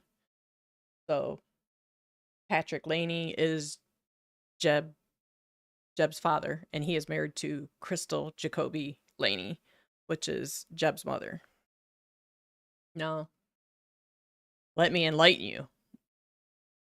Let's enlighten you just what Jeb's father is.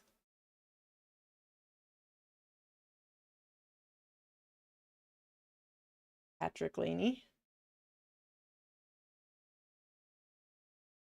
LinkedIn. So it says on here, servant leader, board advisor, software CEO, COO, successful exit with over 15 years of executive leadership experience in drone tech. And it gets better, guys. It gets way better. I am a CEO and board advisor who provides strategic guidance and insights to companies I lead and advise. I have proven track record in leading growing business and delivering innovative solutions exceeding financial targets. The co-founder and CEO of CDL Systems USA, I led a successful acquisition of CDL by Lockheed Martin for many years. Many years he worked with Lockheed. I then led CDL and one other business to 7 consecutive years of exceeding financial target. Now, let me show you who his business partner is. He is that guy. Ryan, I assume Gury.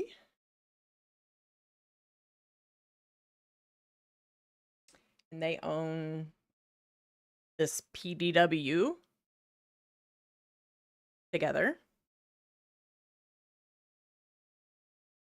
Show you what that is. That is this.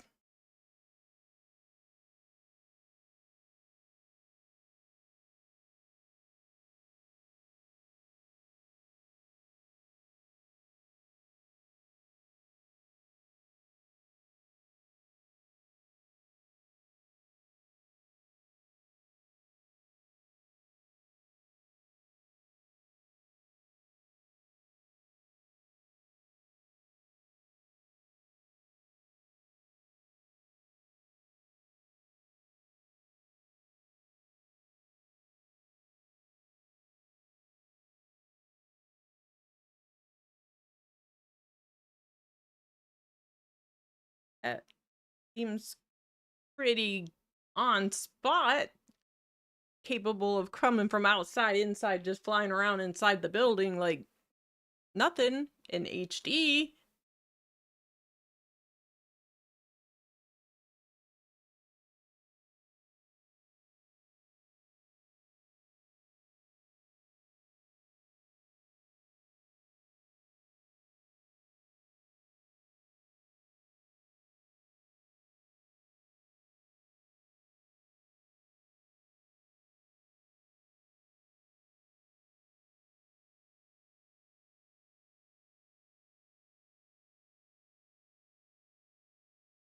There.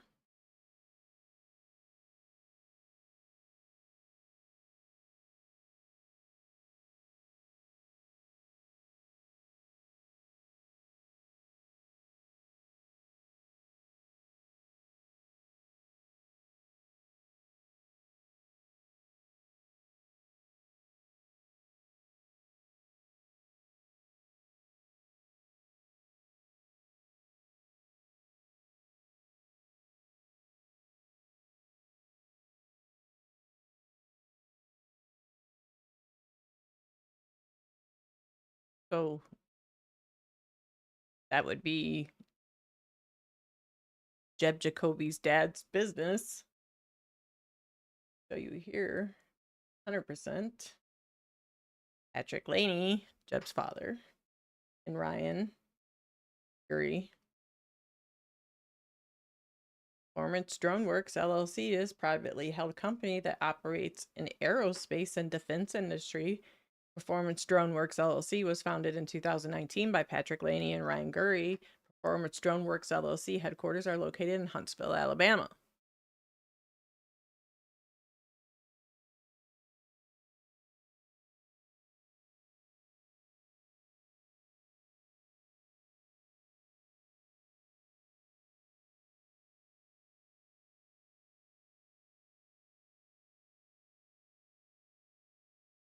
Back to dad.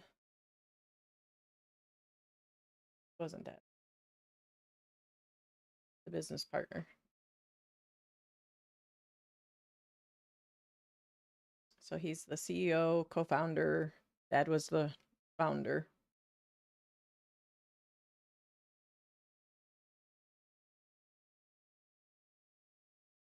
Maybe it is.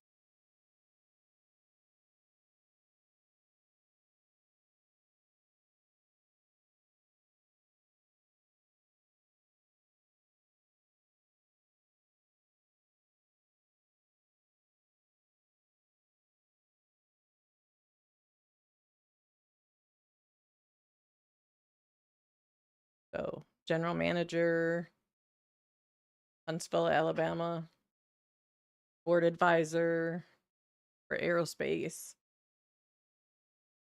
And this Gruber has something to do with aerospace and all that fun stuff too.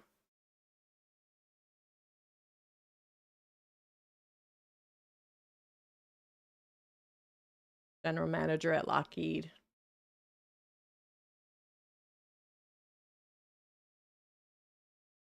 In the United States Navy for 11 years, 4 months. And submit to you. He is a commercial airline flyer as well.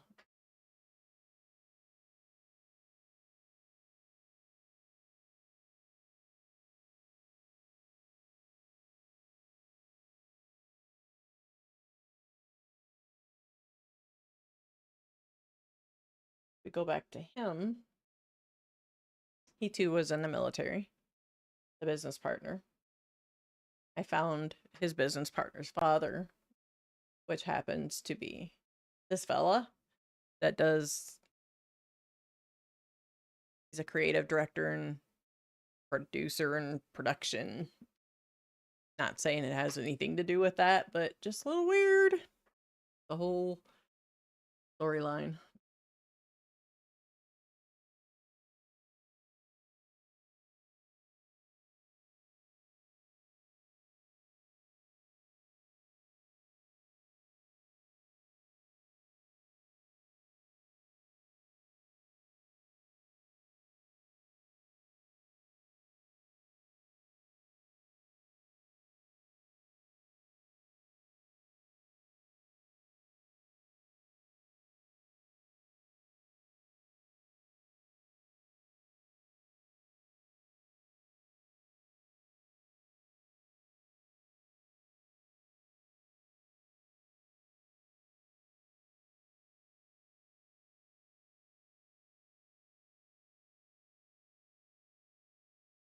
I mean, it just seems crazy to me that even in Life is Driving's after video, after this has happened, they go back and show video and there was 100% drones flying around, but nobody wants to stake claim to the drones. Why? Whose drones were they? Why are we lying about them? What's the deal? And to boot, this guy's dad is a commercial airline flyer too.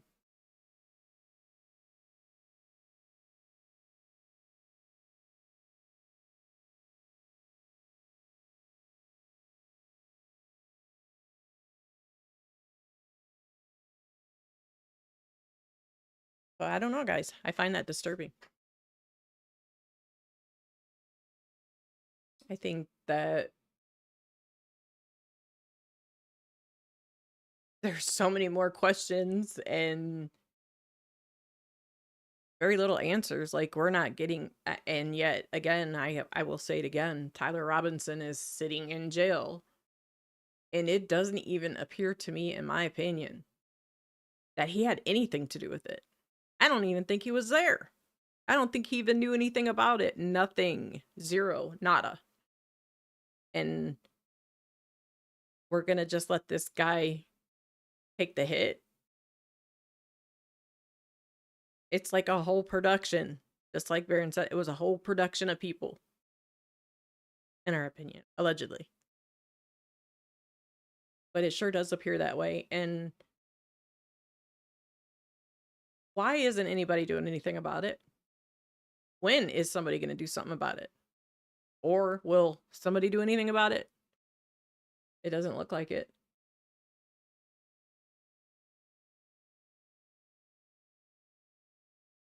But I can't imagine that if we all stay on, I think we're on the right track, because shit is getting ugly on X. And, well, then you got to worry about, you know, them sending you love notes in the mail, letting you know they know where you live.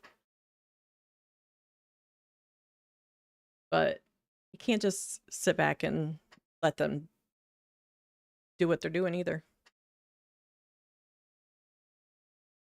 If not, then we're gonna ultimately be, we're gonna lose our Constitution and we'll be bending our knees. And listen, I am not against anybody's religion. Everybody can have their own religion. I'm all about it. I don't care. I don't care whether you're Muslim or you're Jew or anything. Just don't push it off on me. And don't expect me to cater. I mean, I'm not catering to them. I'm not going to. It's just not. It's not going to happen.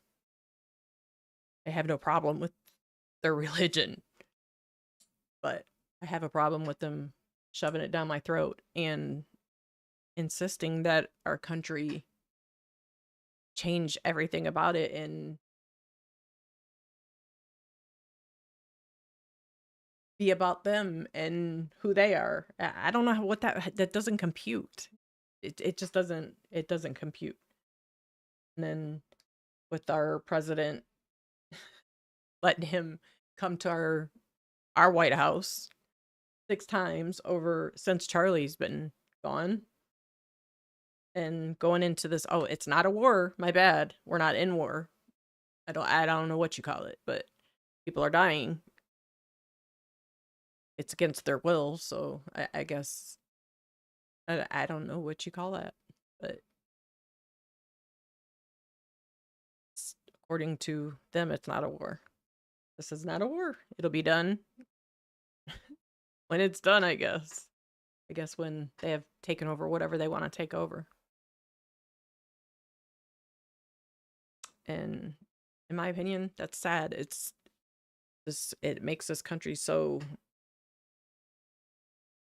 yuck right now. And then Charlie Kirk, it's the only thing that makes sense. You don't tell BB no, in my opinion. So, yeah. But that's all I got, guys. I hope you enjoyed it. And I'm sorry for the technical difficulties in the beginning. But nobody missed anything. I did start everything over. And hope everybody has a good Friday night. Don't forget, you're in time change area. It springs forward tomorrow. I'll be back again tomorrow, and spread the word and like, subscribe, Bill, turn on notifications. And Nana, I'm so happy to see that you came in, and hope you guys have a good rest of your night. I will see you again tomorrow. Good night.